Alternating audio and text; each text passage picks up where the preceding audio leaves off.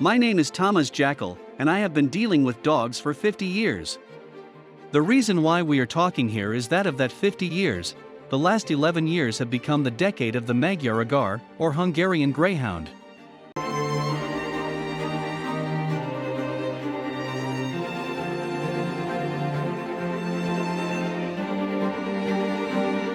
As they came to our home as a consequence of unexpected coincidences. Some weeks ago, a very interesting thing happened to us. One of our dogs had puppies, and the new owner, a university professor, took home his new friend. Later, he called us back and told us that, as it turned out, they wanted a dog like this in their all lives, but up until now, they did not know how to define this ideal dog. They have so many good qualities and such a brilliant character that it would be almost impossible to define these before we got to know them. In short, about the greyhound types of dogs. I have been dealing with dogs since 1972, which was not yesterday, and not even the day before yesterday. I have always lived a quite colorful cytological life, and if I have to define and phrase my meeting with Magyar Agars as the moment of arrival to where I always strive to get. What I felt and constantly feel in connection with them is quite similar to what this university professor told me, and I quoted, "I felt that finally I am in his place in cynology, and this is where I always wanted to get." Not in a political sense and not even in a professional sense, but at home and in my surroundings. I felt, and I constantly feel, that this is the dog I always wanted. Why? It has several reasons. I consider myself a relaxed and calm person. In general, greyhound type of dogs have a lot in common in character with the big, wild predator cat types. If they have nothing to do, they are having rest and are preparing for the future action, so that they can explode when it is necessary. Although they like to lay on my couch, and they are extremely successful on dog shows all over the world, if there is action, or anything to do, they lose control.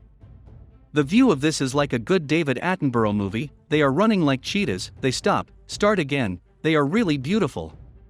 People in general usually think that greyhound type of dogs are very difficult to handle, to ask them to come back to you, but particularly with Magyar Agars it is not true. In everyday life, they are quite different from greyhounds in general, and mainly from Eastern greyhound dog types, that they have a very strong drive in them to please their owners. So, they do not live a phlegmatic, cat type of life, but they have very strong bonds with their owners in a close symbiosis. What I usually say is that they drag a special comfort zone around them and the owner's family, which is priceless. Not in the sense of financial resources, as they are not an expensive breed to get, but in the sense of everyday experiences. I say this, although I have been a Cocker Spaniel breeder for a long time, and presently I have short-haired Dachshunds, who are wonderful dogs. In spite of this, I say that it is really special what you feel every day when Magyar Agars are around you. Some words about the history of this breed. Maybe the most characteristic word for them would be stormy and turbulent. According to some archaeological findings, it seems that when the Hungarian tribes moved to the Carpathian Basin in Central Eastern Europe in the 9th century AD, a greyhound type of hunter dog was present and coming with them. In 1971, Hungary held the International World Hunter Show, for which a stamp series were published with the 9 Hungarian dog breeds. Of course, one of them was about the Magyar Agár. On this stamp, the Magyar Agár was pictured as a strong-boned dog with a straight back.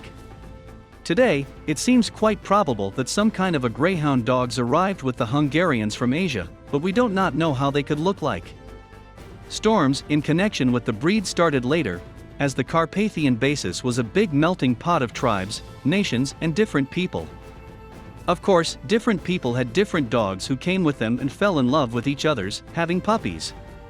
Of course, for a long time, nothing else mattered in choosing the right dog, only their hunting abilities and capabilities. The function was the first and all the other aspects came later, if at all. This is how this breed developed and formed, and the, in quotes, outcome became a greyhound type of hunting dog, who have strong bone structure and a straight back.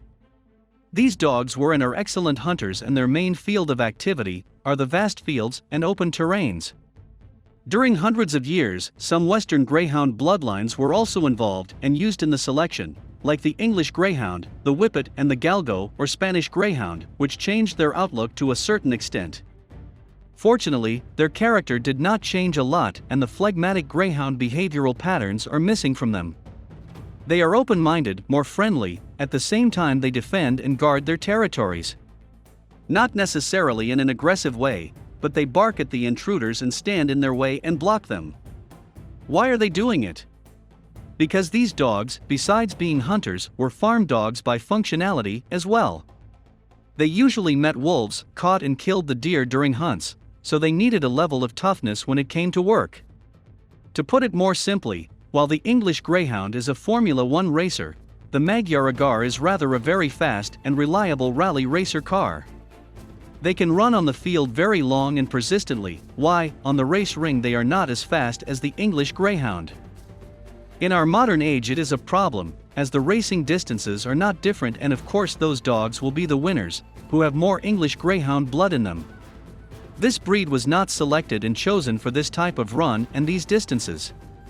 Greyhound hunting was extremely popular in Hungary in the 18th and 19th century, and then came other stormy times, world wars, and then the communist takeover, after which, hunting with greyhounds were considered a bourgeois custom by communist standards, and were banned in the country. These were really hard time for the Magyar Agár. Practically, not much after the Second World War and after the communist takeover, some sinologists thought that they disappeared and died out. The second part of this video about the Magyar Agars will be published next week.